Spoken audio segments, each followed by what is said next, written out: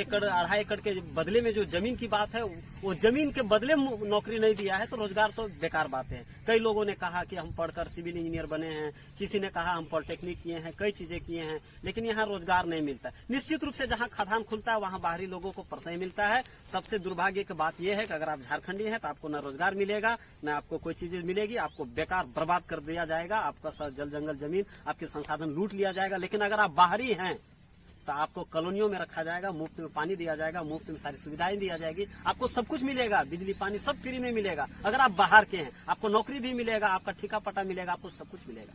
तो मैं होगा तो यही हमने ये पूछा था, जिससे चिढ़कर सीईओ साहब ने हमसे माइक छीना। हमने यही पूछा था कि क्या अगर आपको लगता है कि जनता इतना विरोध कर रहा है, इसके बावजूद भी लोक सुनवाई अक्सर देखा गया कई जगह पास हो जाता है, कागज कलम में अक्सर होता है, क्या आप यहाँ भी वही करेंगे? क्या अगर नहीं करेंगे तो जनता का इतना जो विरोध हो रहा है आप उसका मान सम्मान करेंगे, उसके हित में आप रिपोर्ट बनाएंगे? अगर नहीं, आपको ये लगता है कि नहीं ऐसा नहीं होगा, तो आप ही हमको बताइए कि जितने जगह ये परियोजनाएं चल रही है, क्या आप मानते हैं कि वहाँ पर प्रदूषण होता है? अगर प्रदूषण होता है तब तो आपको जनता की भावनाओं का आदर करना चाहिए और रद्द करना चाहिए। लेकिन अगर आप नहीं मानते हैं तो मुझे उनसे खुला चैलेंज है, राज्य प्रदूषण नियंत्रक बोर्ड वाले लोगों से, कि आप 2 दिन पेपरवार में किसी एक जगह आ जाइए, आपको सोफा लगा देंगे, रोड किनारे बैठ जाइए, देखते हैं आपको प्रदूषण से आप परेशान होते हैं कि नहीं। तो सोचिए कि हम लोग बराबर वहां जीते हैं, तो ये कितनी खतरनाक बात है। तो ये कहने के लिए कि ये नुकसान नहीं होगा, वो नुकसान नहीं होगा, जमीन नहीं धंसेगा, आग नहीं लगेगा, जहरीले गैस नहीं निकलेंगे, स्वास्थ्य में कोई दिक्कत नहीं होगा, नदी नाला कोई प्रभावित नहीं होगा, पहाड़ जंगल ये सारी चीजें नहीं होगा, रोजगार मिल जाएगा, ये सारे जो बात है वो दिखाने के लिए है, बोलने के लिए है। बहुत सुंदर, जब ये परियोजनाएं खुल रही थी तो उस समय भी ऐसे ही सब्ज बाग दिखाए गए थे, और जितने परियोजनाएं खुलती है सब में ऐसे सब्ज बाग दिखाए जाते हैं। लेकिन हकीकत क्या है, 10 साल 20 साल जब वो योजना चलता है तब लोगों को समझ में आता है कि जो बोला गया था उसके जस्ट उल्टा काम होता है, और कोई चीजें कागज कलम में सही नहीं उतरती है। मतलब बोलने के लिए ये सब दावे बहुत अच्छे हैं, अच्छा लगता है, ये जो परियोजना बनता है उनका पूरा एस्टिमेट बनता है, डीपीआर बनता है, लेकिन वास्तव में जो लोगों का संदेह है वो एकदम जायज है। इसीलिए जायज है क्योंकि उन्होंने देखा है इस क्षेत्र में सीसीएल का काम को और उनके कथनी करनी को, उनको इम्प्लीमेंट के तरीके को जमीन में देखा है, कोई जमीन में उतरता नहीं है। इसीलिए इन लोगों का जो डर है एकदम वास्तव में सही है। और मैं तो आप ये भी कहना चाहता हूं कि सीसीएल जो है ये तो सरकारी कंपनी है, तो ये कैसा सरकारी कंपनी है जो अपने से कोई काम नहीं करती है। ये जो अंडरग्राउंड माइनिंग करेगी उसमें सुनते हैं कि कोई जेएमएस करके कोई कंपनी माइनिंग करेगी, तो जब ये आउटसोर्सिंग में करेगी और जैसे से कि पता चला है कि 600 से ज्यादा स्टाफ उसके आ चुके अंदर में माइनिंग करने के लिए, तो रोजगार के बाद तो बेकार है, रोजगार तो दिया नहीं है। यहाँ तो जो 2 एकड़ 2.5 एकड़ के बदले में जो जमीन की बात है, वो जमीन के बदले नौकरी नहीं दिया है, तो रोजगार तो बेकार बात है। कई लोगों ने कहा कि हम पढ़कर सिविल इंजीनियर बने हैं, किसी ने कहा हम पॉलिटेक्निक किए हैं, कई चीजें किए हैं, लेकिन यहाँ रोजगार नहीं मिलता। निश्चित रूप से जहाँ खदान खुलता है वहाँ बाहरी लोगों को परसई मिलता है। सबसे दुर्भाग्य की बात यह है कि अगर आप झारखंडी हैं तो आपको न रोजगार मिलेगा, न आपको कोई चीज मिलेगी, आपको बेकार बर्बाद कर दिया जाएगा, आपका जल जंगल जमीन आपके संसाधन लूट लिया जाएगा। लेकिन अगर आप बाहरी हैं तो आपको कॉलोनियों में रखा जाएगा, मुफ्त में पानी दिया जाएगा, मुफ्त में सारी सुविधाएं दिया जाएगी, आपको सब कुछ मिलेगा, बिजली पानी सब फ्री में मिलेगा। अगर आप बाहर के हैं आपको नौकरी भी मिलेगा, आपका ठेका पट्टा मिलेगा, आपको सब कुछ मिलेगा। तो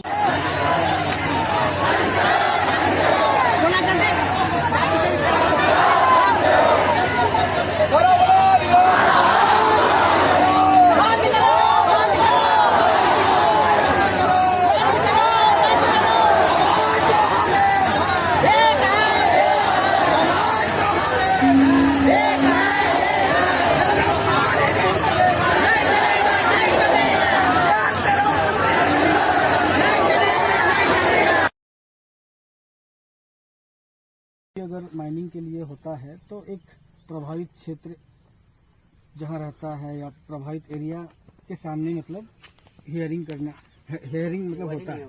लेकिन यहाँ तो देखा गया कि कंपनी अपना कैंपस के अंदर ही हियरिंग करता है, इसका क्या मतलब है? चीजों को अपने अनुरूप करने के लिए कंपनी के फेवर में मतलब प्रभावित करने के उद्देश्य से उन्होंने किया। तो पहला बात है कि वो जिस क्षेत्रों में विस्थापित प्रभावित क्षेत्रों में करना चाहिए था वो जाकर अपने ऑफिस में किया, ये तो अपने आप में गलत है। दूसरी बात आपने ये देखा कि इसकी सूचना नोटिस 1 महीना पहले दी जाती है और संबंधित जितने भी प्रतिनिधि हैं या गांव वाले हैं सबको ये सूचना दिया जाता है।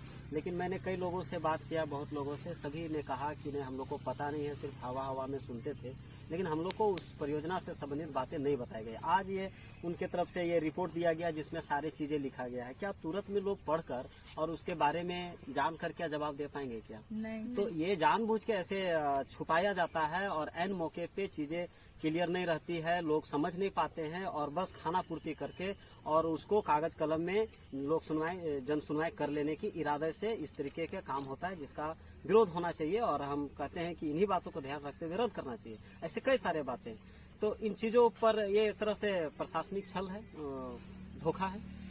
अच्छा, आज वहाँ हियरिंग में देखने को मिला कि एक तरफ कंपनी के लोग या अधिकारी लोग बोल रहे थे कि आइए, आपका जो भी समस्या है या जो भी आप बात रखना चाहते हैं आगे आके आइए, लेकिन ये भी देखने को मिला एक तरफ कि लोग वहाँ बोलने के लिए जा रहे हैं लेकिन वहाँ बोलने नहीं दिया जा रहा था। इसका क्या मतलब है, थोड़ा सा बताइए। एकदम निश्चित रूप से ये मेरे साथ भी हुआ, मेरे साथ भी ये बात हुआ कि सिलेक्टेड लोग जो उसके फेवर की बात करें वैसे लोगों को वहाँ पे प्रमोट किया जा रहा था, लेकिन जो जनमुद्दे पर बात कर रहे थे, जो वहाँ पर वास्तव में जो नुकसान होने वाला है उस पर जो बात कर रहे थे, वैसे लोगों को बैकआउट किया जा रहा था। और खुद एसडीओ वहाँ पर मौजूद थे, सीओ साहब मौजूद थे। मैं तो जब कह रहा था तो मौजूद सीओ साहब ने डायरेक्ट जाकर मेरे सामने माइक छीनने का काम किया। तो ये मेरे साथ किया, मैं इसका निंदा करता हूँ। ये बहुत गलत बात है कि कोई अगर सच बात तो सच है तो स्वीकार करना पड़ेगा ना। तो ये लोग चाहते हैं कि नहीं हमेशा छल करके और झूठे तथ्यों के आधार पर वो लोग सुनवाई करवा। जो बातें हुई उसमें कई सारे बात हुआ, जिसमें ये कहा गया कि नहीं ये 200 फीट नीचे जाकर, पहली बात तो ये है कि ये ऐसे जगह पे होगा जहां ओपन कास्ट के द्वारा माइनिंग हो चुका है। आप सोच के देखिए कि अगर वहां माइनिंग हो चुका है फिर वहां पर मिट्टी डाला गया है जो कि भरा मिट्टी है, तो जहां नेचुरल मिट्टी रहता तो वहां उसके नीचे अंडरग्राउंड माइनिंग करते, तब तो बात समझ में आती है कि धंसता नहीं या ये। लेकिन आप जान रहे हैं कि ऊपर से मिट्टी डाला गया है और उसके बाद नीचे जब अंडरग्राउंड माइनिंग करेंगे तो निश्चित रूप से धंसेगा है, वो टिकेगा ही नहीं। तो ये जो लोग तर्क दे रहे थे कि नहीं धंसेगा, ये बेकार बातें हैं, है ना। आप लोग सभी जानते हैं कि अंडरग्राउंड माइनिंग में भी बहुत सारी समस्याएं रहती है, जैसे कि जमीन का धंस जाना, नीचे पानी इकट्ठा हो जाना। मैं आपको संज्ञान में डाल दूं कि 100 मीटर के सामने से दामोदर नदी, बेती नाला और भी एक मंगरदहा नाला, ऐसे 3-4 नाले गुजरे हैं। तो निश्चित रूप से जब वहाँ नीचे माइनिंग होगा तो ये सारे नाले के जो नदियाँ का जो पानी है वो नीचे जाएगा, तो निश्चित रूप से नदी का बहाव में जो है वो प्रभाव डालेगा, पानी सूखेगा और कल के डेट में फिर वो नीचे धंसने का संभावना बना रहेगा। और भी कई बातें रहते हैं, जैसे कि अंडरग्राउंड माइनिंग में जब कई जगह आग लग जाता है, कार्बन डाइऑक्साइड, कार्बन मोनोऑक्साइड जैसे जहरीले गैस जब निकलते हैं तो हमारे स्वास्थ्य को प्रभावित करता है। तो ये निश्चित रूप से इसका होता है, लेकिन ये लोग बस ये कहने का प्रयास करते हैं या जताने का प्रयास करते हैं कि ऐसा कुछ नहीं होगा। तो यही हमने ये पूछा था, जिससे चिढ़कर सीओ साहब ने हमसे माइक छीना। हमने यही पूछा था कि क्या अगर आपको लगता है कि जनता इतना विरोध कर रहा है, इसके बावजूद भी लोक सुनवाई अक्सर देखा गया कई जगह पास हो जाता है, कागज कलम में अक्सर होता है, क्या आप यहाँ भी वही करेंगे क्या? अगर नहीं करेंगे तो जनता का इतना जो विरोध हो रहा है आप उसका मान सम्मान करेंगे, उसके हित में आप रिपोर्ट बनाएंगे? अगर नहीं, आपको ये लगता है कि नहीं ऐसा नहीं होगा, तो आप ही हमको बताइए कि जितने जगह ये परियोजनाएं चल रही है क्या आप मानते हैं कि वहाँ पर प्रदूषण होता है?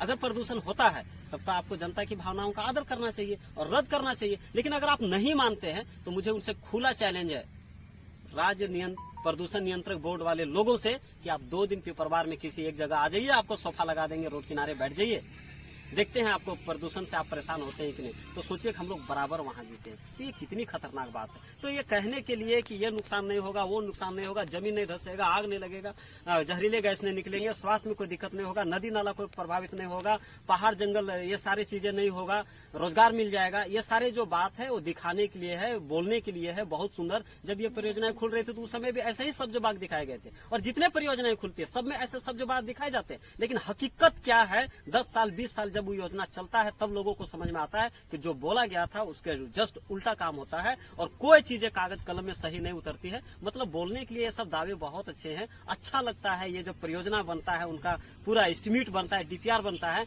लेकिन वास्तव में जो लोगों का संदेह है वो एकदम जायज है। इसीलिए जायज है क्योंकि उन्होंने देखा है इस क्षेत्र में सीसीएल का काम को और उनके कथनी करने को, उनको इम्प्लीमेंट के तरीके को जमीन में देखा है, कोई जमीन में उतरता नहीं है। इसीलिए इन लोगों का जो डर है एकदम वास्तव में सही है। और मैं तो आप ये भी कहना चाहता हूं कि सीसीएल जो है ये तो सरकारी कंपनी है, तो ये कैसा सरकारी कंपनी है जो अपने से कोई काम नहीं करती है। ये जो अंडरग्राउंड माइनिंग करेगी उसमें सुनते हैं कि कोई JMS करके कोई कंपनी माइनिंग करेगी, तो जब ये आउटसोर्सिंग में करेगी और जैसे से कि पता चला है कि 600 से ज्यादा स्टाफ उसके आ चुके अंदर में माइनिंग करने के लिए, तो रोजगार के बाद तो बेकार है, रोजगार तो दिया नहीं है। यहाँ तो जो 2 एकड़ 2.5 एकड़ के बदले में जो जमीन की बात है वो जमीन के बदले में नौकरी नहीं दिया है, तो रोजगार तो बेकार बात है। कई लोगों ने कहा कि हम पढ़कर सिविल इंजीनियर बने हैं, किसी ने कहा हम पॉलिटेक्निक किए हैं, कई चीजें किए हैं, लेकिन यहाँ रोजगार नहीं मिलता। निश्चित रूप से जहाँ खदान खुलता है वहाँ बाहरी लोगों को परसई मिलता है। सबसे दुर्भाग्य की बात यह है कि अगर आप झारखंडी हैं तो आपको न रोजगार मिलेगा, न आपको कोई चीजें मिलेगी, आपको बेकार बर्बाद कर दिया जाएगा, आपका जल जंगल जमीन आपके संसाधन लूट लिया जाएगा। लेकिन अगर आप बाहरी हैं तो आपको कॉलोनियों में रखा जाएगा, मुफ्त में पानी दिया जाएगा, मुफ्त में सारी सुविधाएं दिया जाएगी, आपको सब कुछ मिलेगा, बिजली पानी सब फ्री में मिलेगा। अगर आप बाहर के हैं आपको नौकरी भी मिलेगा, आपका ठेका पट्टा मिलेगा, आपको सब कुछ मिलेगा। तो मैं ये कहना चाहता हूँ कि CCL अगर जितने आउटसोर्सिंग काम हो या जितने नॉन टेक्निकल कार्य हो वो बाहर के लोगों को देने के बजाय आप यहाँ का स्थानीय लोगों को कोऑपरेटिव सोसाइटी बनाकर, प्रोड्यूसर्स कंपनियां बनाकर वो सारे काम इनको दे दें। इसलिए दीजिए कि भाई आप उनकी जमीनें ले लिए ना, वो रोजगार का साधन था, वो जमीन उनकी पहचान था, आपने वो सब कुछ छीन लिया। क्या आप उसको रोजगार, उसका जीने का अधिकार नहीं? अगर आप ये दे देते तो हम लोगों को रोजगार मिल जाता है, लेकिन नहीं, इसको रोजगार देना नहीं है। ठीक है, नॉन टेक्निकल कार्य तो दे ही सकते थे, और अगर टेक्निकल कार्य भी है तो आप ट्रेनिंग करके भी आप दे सकते थे यहाँ के लोगों को।